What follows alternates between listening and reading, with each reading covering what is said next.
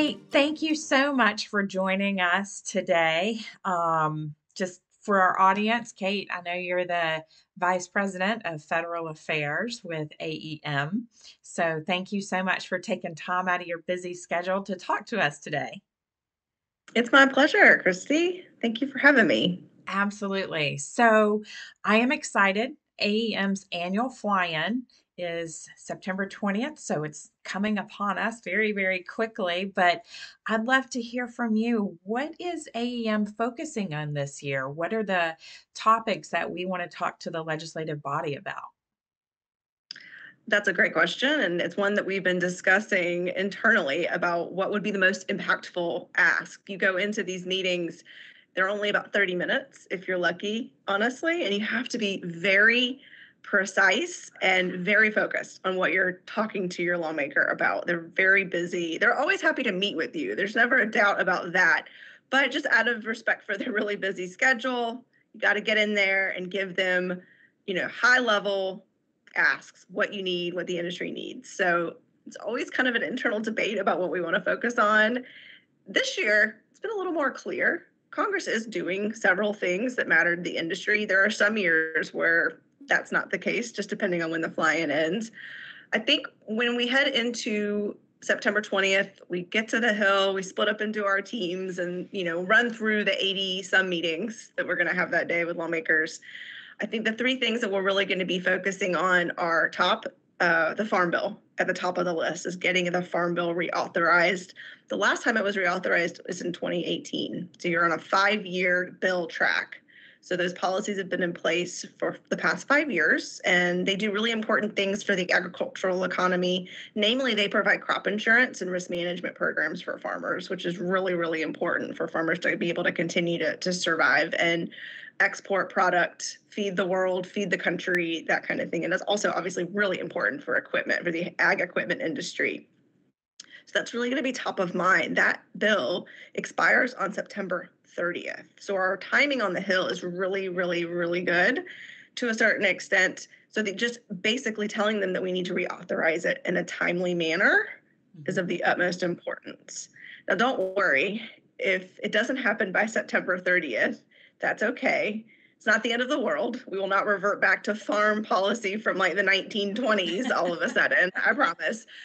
What they will typically do, what they did in 2018, for example, they weren't able to reauthorize it in time. So it quote unquote expired. And what they simply did is the week of the expiration, they passed what is called a continuing resolution. It's a CR, basically. They continued the existing program for the next 6 months, for the next 4 months, whenever they think they're going to be able to actually get a new bill passed.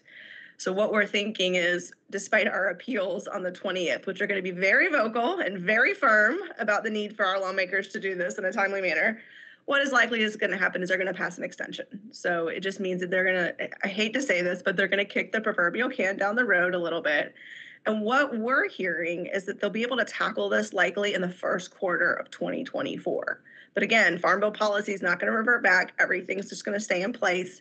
But there won't be any new funding levels set. There won't be any new policies passed, no improvements or updates that are kind of a natural thing. After 5 years, a lot changes based on whatever sector you're talking about. And so I wouldn't be too worried, but we definitely need to stay on top of it. In addition to just getting the Farm Bill reauthorized in a timely manner, we're also going to be emphasizing the need for the bill to be bipartisan. A lot of the times these major bills pass on a bipartisan basis. The infrastructure bill was done in a similar fashion a few years ago, although just barely, which was really new. There's a number of other bills that are really big, like the defense bill, the defense reauthorization bill. That typically is pretty bipartisan. The climate up in the Hill, as folks know, is really volatile though right now. So we're still hopeful that we'll get a bipartisan bill. Just there's something about that is so important to know that good policy transcends partisan politics. And it's something about like the Farm Bill, something about the National Defense Reauthorization Act. I mean, these are policies that are just not Republican or Democrat. It should just be bipartisan.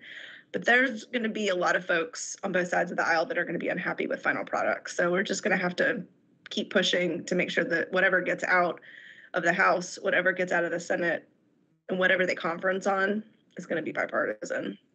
And then for the first time this year, AEM and equipment manufacturers writ large, along with some of the commodity groups, the growers, things like that, we're really pushing for incentives that encourage the adoption of precision ag technology this year. And this is a very important piece for equipment manufacturers. It's a very important piece for growers who just need help accessing this technology.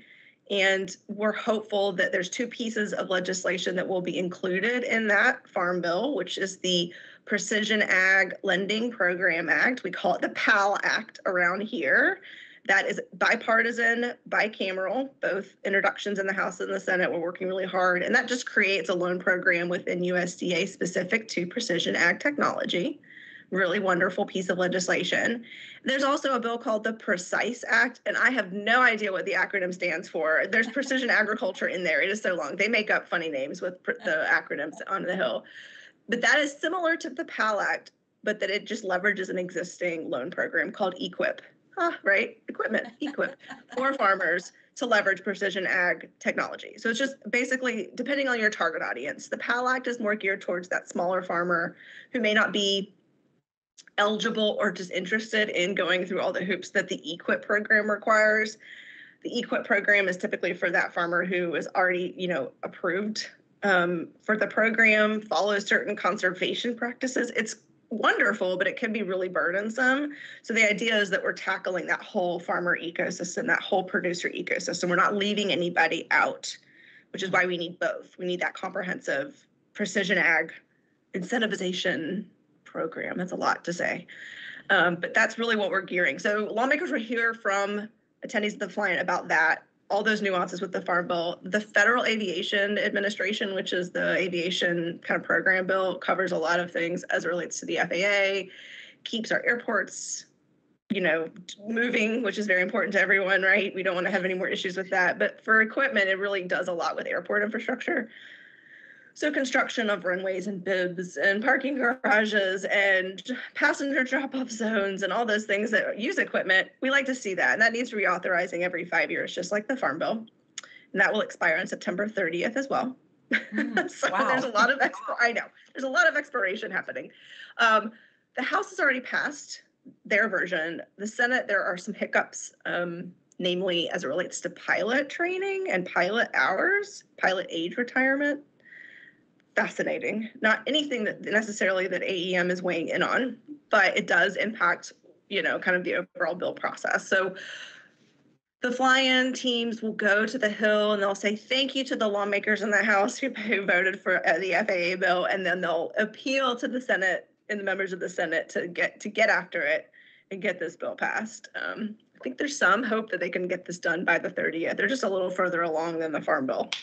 Okay.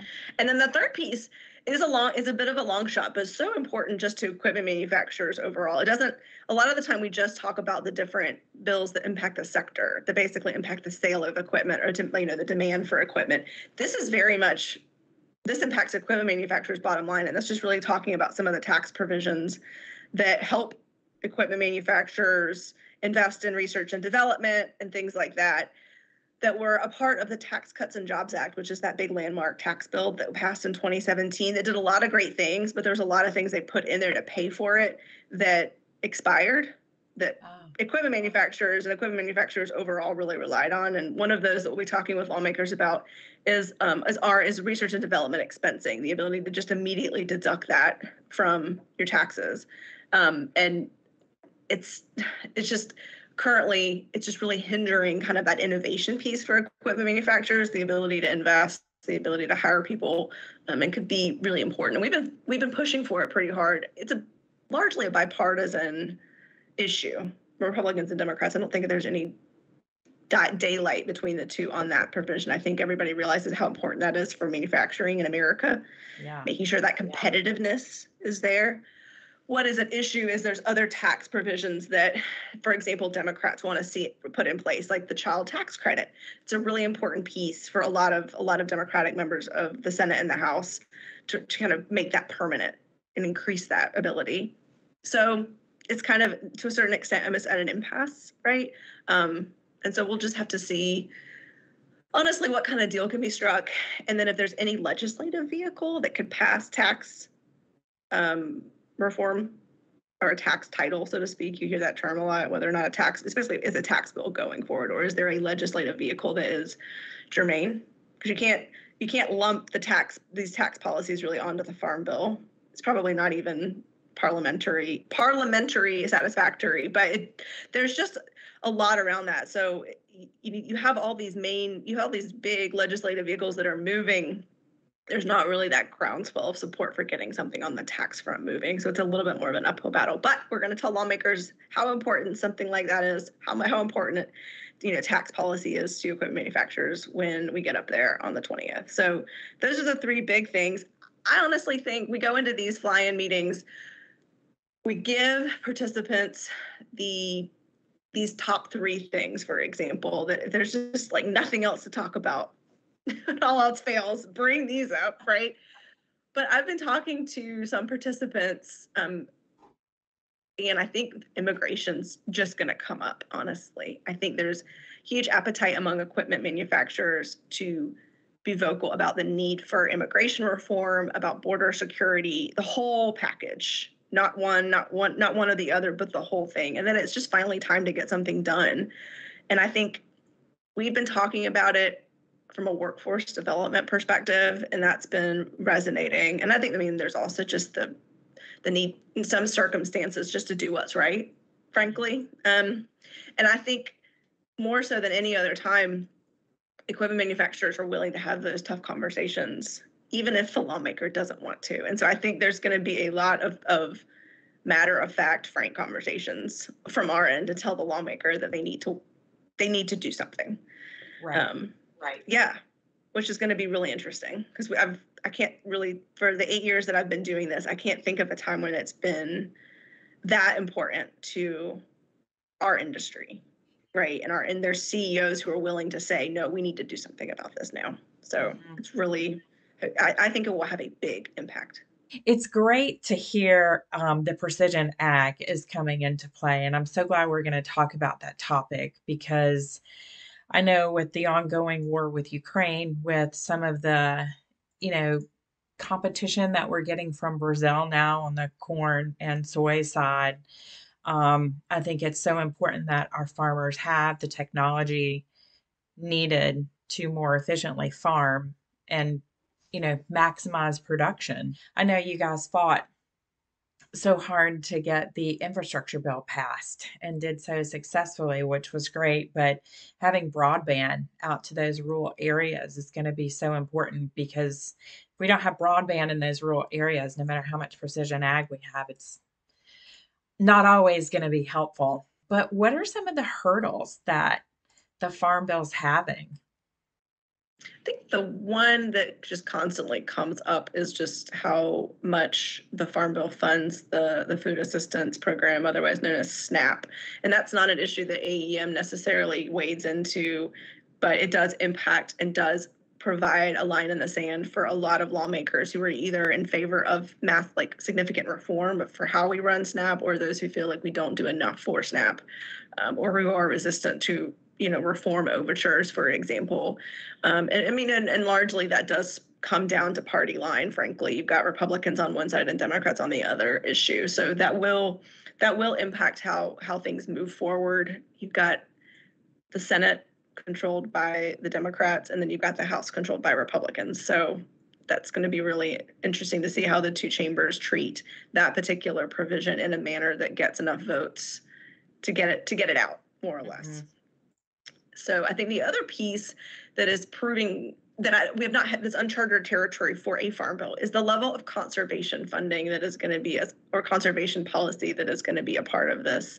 Senator Stabenow, who is chair of the Ag Committee in the Senate, she has made it abundantly clear that it will be a huge piece of this farm bill. It's kind of, as she's retiring, it is very much her legacy, frankly, for the program. There's a lot of resistance to the amount of money that could be spent on that as it relates on the Republican side. There are even some moderate Democrats I've heard who are a little nervous about it. That impacts our appeals on precision agriculture. The Farm Bill always has just a finite pot of money, and it's kind of like who gets what. And so there's going to be, our job is to kind of appeal to lawmakers on both sides of the aisle, but in particularly, honestly, Republican lawmakers in the House about precision agriculture not being a waste of funds, why it's such an important piece beyond just conservation, but just from just an economics perspective, an efficiency perspective, competitiveness perspective. And so we're going to be spending a lot of time kind of smoothing that out. One thing that I love working with at AEM, you guys just do a fantastic job of getting a bipartisan push. I don't think I've ever worked with a group that, focus so much on getting a bipartisan pass. So just really hats off to you and your team. You guys do a fantastic job with that. We don't take it lightly. We talk the talk, we walk the walk when it comes to bipartisanship at the direction of our membership, namely the AEM board, the AEM sector boards, our government and public affairs committee, which is our policy committee. We are not necessarily permitted to endorse any legislation that doesn't have a Republican and a Democrat leading the charge on it. And that can be really frustrating sometimes because there are policies.